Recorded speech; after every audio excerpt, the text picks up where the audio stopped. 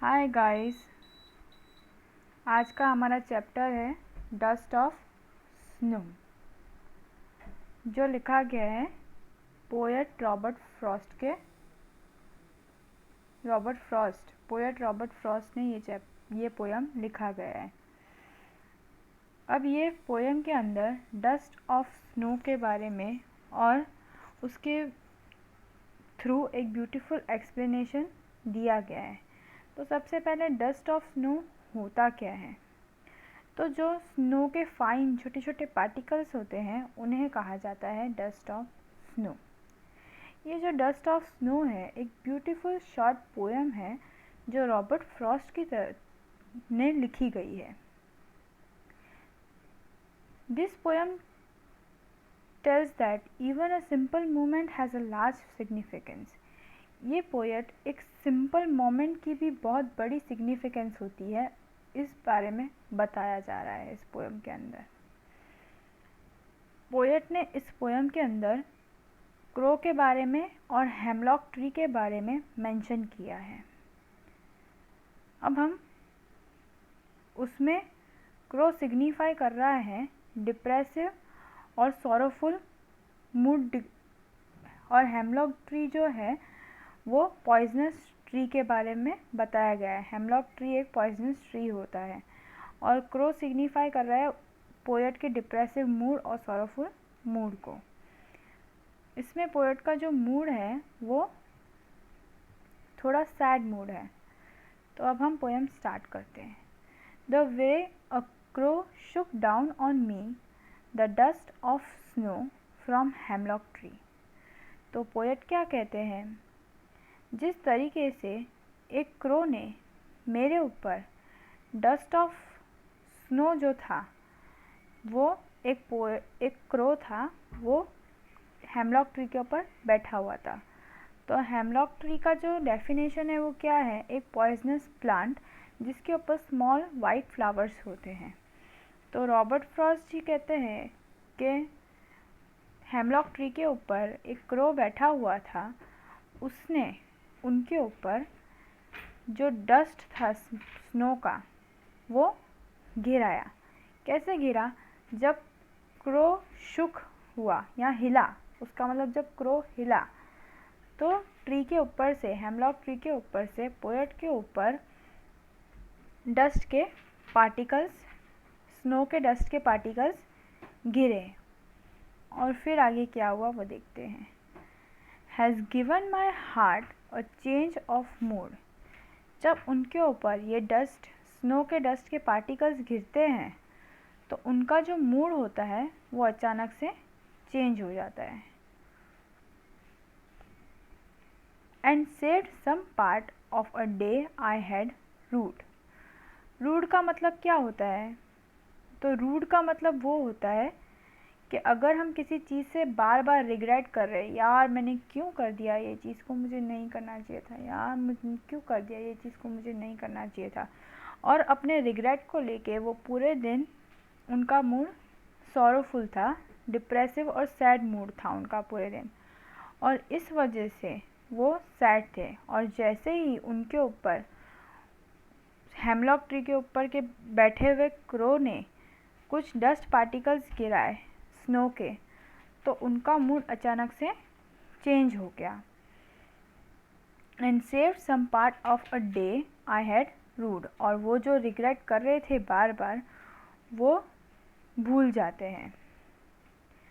Dust of snow एक short beautiful poem है जो बहुत ही अच्छी पोयम है। ये एक मोटिवेटिंग पोयम है और ये हमें बता रही है हर पॉइंट ऑफ व्यू से कि एक छोटी सी भी चीज़ अगर हमारे दिन में अच्छी हो जाती है तो हमारा मूड बहुत अच्छा हो जाता है। कि हमें हमारे पूरे लाइफ में जो एंजॉय देने वाले मोमेंट्स हैं, सिंपल छोटे छोटे मोमेंट्स हैं, उन्हें अच्छी तरह से एंजॉय करना चाहिए। और उन्हें एंजॉय करने की वजह से we can get rid of our day to day problems and worries. और अगर हम ये छोटे छोटे मोमेंट्स को अगर हम ये छोटे छोटे मोमेंट्स को एंजॉय करना सीखेंगे तो हम हमारे दिन के सारे प्रॉब्लम्स और वरीज़ को भूल जाएंगे और इसकी वजह से जो हमारी लाइफ है वो हैप्पी हो जाएगी और हम एक हैप्पीली लिविंग इंसान बन जाएंगे। और पोएट ने इस पोयम के अंदर क्रो को डिप्रेसिव तरीके से बताया गया है। होप आप सबको ये समझ में आई होगी पोयम। अब हम चलते हैं इस पोयम की राइमिंग स्कीम की तरफ। तो इस पोयम की राइमिंग स्कीम क्या है? तो फर्स्ट लाइन में जो लास्ट वर्ड है क्रो, उसकी तरह राइम करने वाला इस पोयम में दूसरा कौन सा वर्ड है? तो फर्स्ट स्टैंजा में क्रो की तरह राइम करने वाला वर्ड स्नो है, जो थर्ड लाइन में हमें दिख रहा है। तो हम क्रो को ए मार्क करेंगे और साथ ही उसकी तरह राइम करने वाला जो दूसरा वर्ड है स्नो, उसे भी हम ए मार्क करेंगे। उसके बाद हम बढ़ेंगे सेकंड लाइन की तरफ, जो है लास्ट वर्ड पे मी की तरह राइम करने वाला दूसरा कौन सा वर्ड है फर्स्ट स्टैंजा में? तो वो है फोर्थ लाइन में लास्ट वर्ड जो है ट्री। तो हम मी को बी मार्क करेंगे और साथ ही ट्री को भी बी मार्क करेंगे। तो हम इसकी राइमिंग स्कीम देखते हैं ए बी। उसी तरह अब हम सेकंड स्टैंजा में आएंगे, जो है फर्स्ट लाइन में लास्ट वर्ड हार्ट।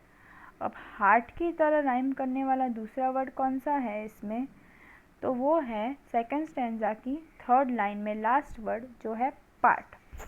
ये दोनों एक दूसरे की तरह राइम कर रहे हैं, तो हम हार्ट को ए मार्क करेंगे और साथ ही पार्ट को भी ए मार्क करेंगे।